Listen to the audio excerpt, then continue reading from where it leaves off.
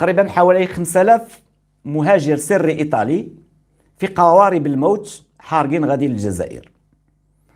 أن كل ما كيروج له النظام ديال الكبرانات، النظام ديال العشرية السوداء اللي قتل 250,000 ديال الناس في الجزائر من المدنيين، اللي كيروج له هذا النظام والأبواق ديال هذا النظام كله للتأثير على عقل المواطن الجزائري حتى يعتقد على أنه الأحسن والأفضل والأكبر والأوسع في العالم.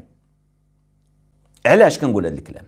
كاين بزاف ديال الأجوبة علاش نقول علاش، ولكن ما غنمشيش بعيد. غادي نتكلم غير على داكشي اللي قالوه البارح، اللي قال تبون هذيك الصحفية ديال الجزيرة، أن المواطن الجزائري أصبح كيعيش بنفس المستوى ديال المواطن الأوروبي.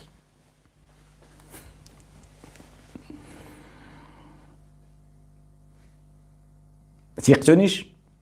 هناك دائما شكاوى من غلاء الأسعار، كيف تفسر هذه الظاهرة؟ نفسر أولا الرغبة في عيشة أفضل، يعني ومليحة للجزائر، لأن الإنسان يكون طموح يمشي بعيد، بينما في دول أخرى يعني الناس تقتنع بالقليل عايش.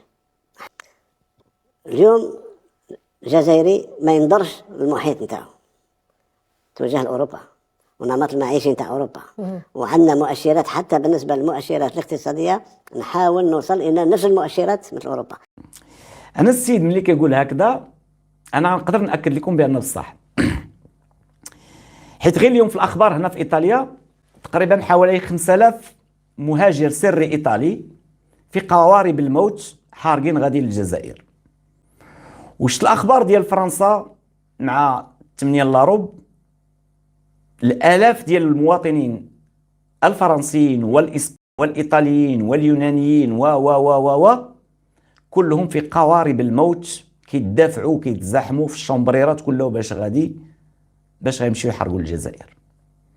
واش هاد الناس كيتيقوا نفوسهم؟ يعني وصلوا الشعب الجزائري لواحد المستوى ديال البومباج، نفيخ كينفخوا في المواطن الجزائري حتى صدق على انه حقيقه.